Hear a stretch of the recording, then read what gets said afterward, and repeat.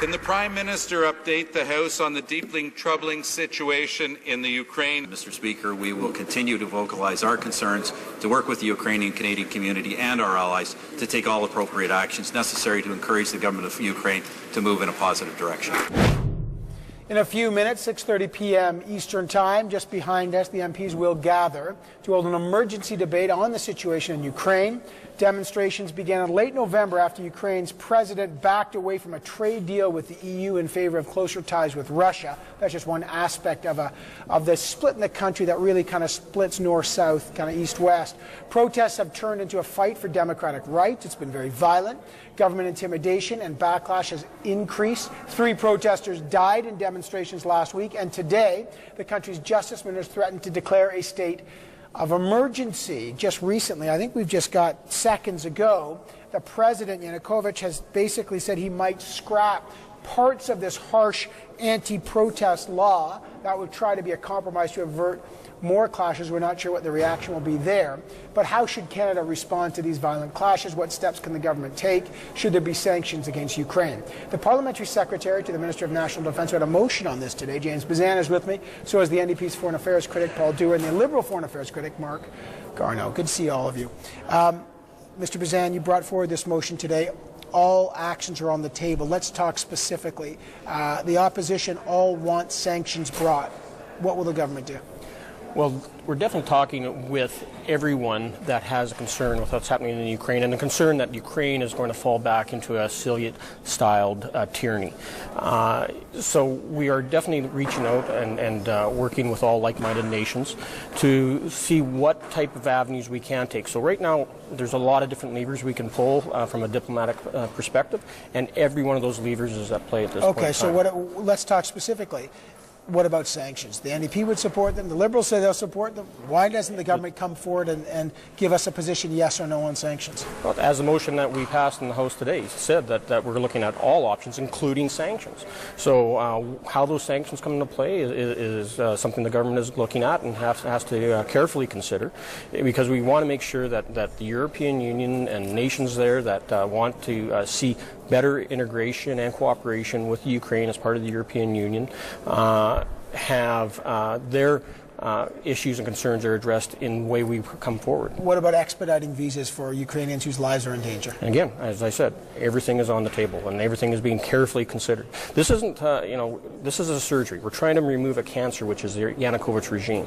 And so we want to be very precise in the way that we go forward in trying to ensure that the democratic will of the people of Ukraine are protected. Okay, so you want to remove, that's interesting. So you want to... Well, I'm just saying, the current situation that we have right there, we have to remove the situation that we have. Okay, so that's strong words there. What Mr. Dewar, now you've heard that. What do you make? What do you want to see? Well, I want to take it back. Last week I wrote to Minister Baird asking him to consider strong action, including sanctions. On Friday, I put forward the idea of a unanimous consent motion. We started to deliberate with the government on this, and so we had a back and forth on the motion that was passed unanimously in the House of Commons. We had, the text I provided the government initially had in there to put sanctions on. The government said not right now, so we want to get this thing through, so we agreed to the language, as did the Liberal Party. But what I was hoping to see last week was for the government to agree to have sanctions in the language, but we'll debate that tonight. What we want to see is that the President understand that it's not about doing deals and power sharing and the rest of it. It's actually about listening to the people of Ukraine. What we're seeing right now, because of the resolve of the Ukrainian people who are peacefully demonstrating, is that we have a president who is now concerned, as you just mentioned. He's now pulling back a bit on these draconian laws. He's trying to get power sharing. What he has to understand, this isn't about him cutting deals. This is about him being open and democratic. That's what you want to see. Would you support the idea that it's, quote, on Mr. Bezan's word, it's a cancer, the regime, and you want this regime removed? No, this is up to the Ukrainian people, so I'm not sure he meant that. I'll leave it for Mr. Bezan to clarify that. What we want to see, and as responsible legislators, is putting in the toolkit sanctions, making sure there's opportunity to have individual sanctions, because we know there's a lot of corruption. We know this government is spiriting millions of dollars out of the country, and we want to make sure that we listen carefully to Ukrainian people, because at the end of the day, this is about them. Mr. Garneau, what do you want the government to do now as this emergency debate is just minutes away? We want them to do something.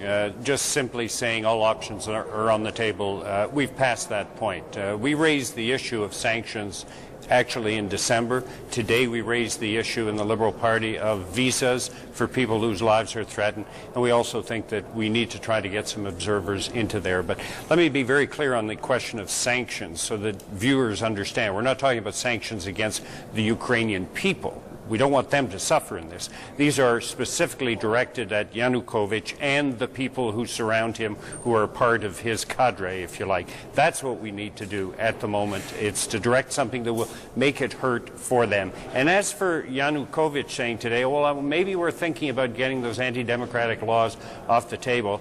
A few hours ago, his justice minister was talking about possibly imposing a state of emergency. Or martial law, right? Or martial law. Right. So there's still a lot to be done over there, and we do not accept at face value anything that the president says. Let's talk about that martial law, because we spoke to parts of the Ukrainian community today. They're deeply, obviously, worried about the situation there and the special session of parliament that will take place in Ukraine tomorrow.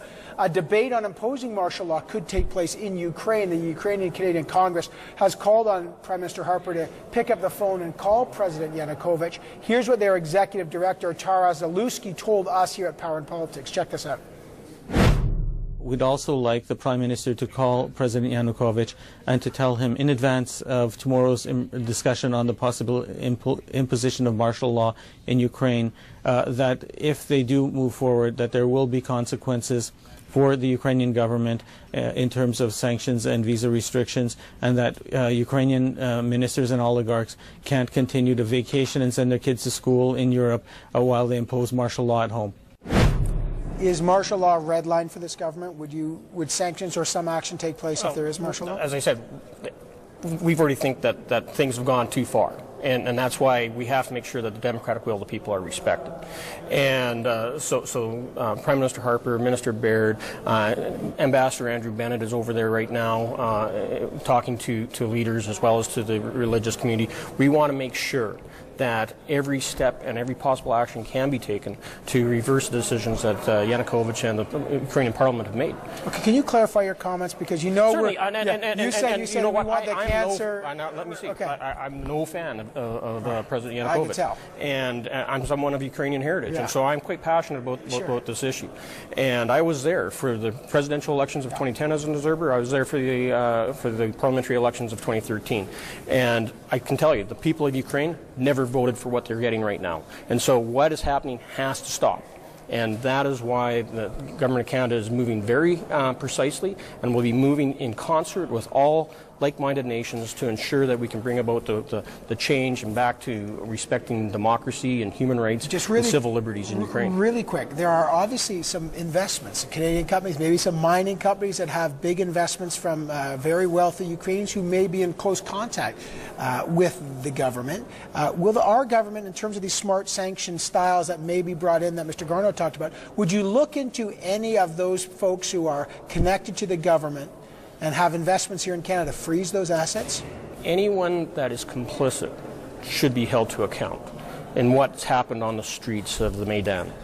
Anything that's happened that has violated democracy and human rights within Ukraine, they need to be held to account. And so that is what the government is weighing these measures carefully on how we move forward. And again, it's an international effort. I got about a minute here. I think the targeted sanctions have to happen. The government has something called the Special Economic Measures Act. They can do it in cabinet easily. They don't have to bring it forward to Parliament. So I think they should do that. And finally, Tara says something very important. It's about reaching out to the European Union as well, because most of the assets of this regime are in Europe. And we have to really work and do a lot of hard diplomacy here and work with our allies to make sure that we're working together. I've got the ambassador, the Ukrainian ambassador to Canada standing by. Mark Arnold, last word? Well, very quickly, Canada does need to work with the United States and with the Europeans so that we can have a stronger sort of effort with respect to the sanctions. But I want to finish by saying this is important, this situation in Ukraine. Yes, for Ukrainians, but it also has implications for many other countries who used to be within the Soviet orbit, who are watching very closely to see whether whether Ukraine is able to move and to entrench the democracy it started in 1991, or whether it's going to be pulled back. And this has serious implications for those other countries. Fascinating to watch. Of course, the country is very much divided, you know, the southwest and the northeast, and it divides along those lines. I'd urge you to go online. The pictures coming out of there are extraordinary. There's some of them very shocking. We've showed you a lot of them. James Bezan, Paul Dua, Mark Garneau, they all head right back in to the House right now for an emergency debate.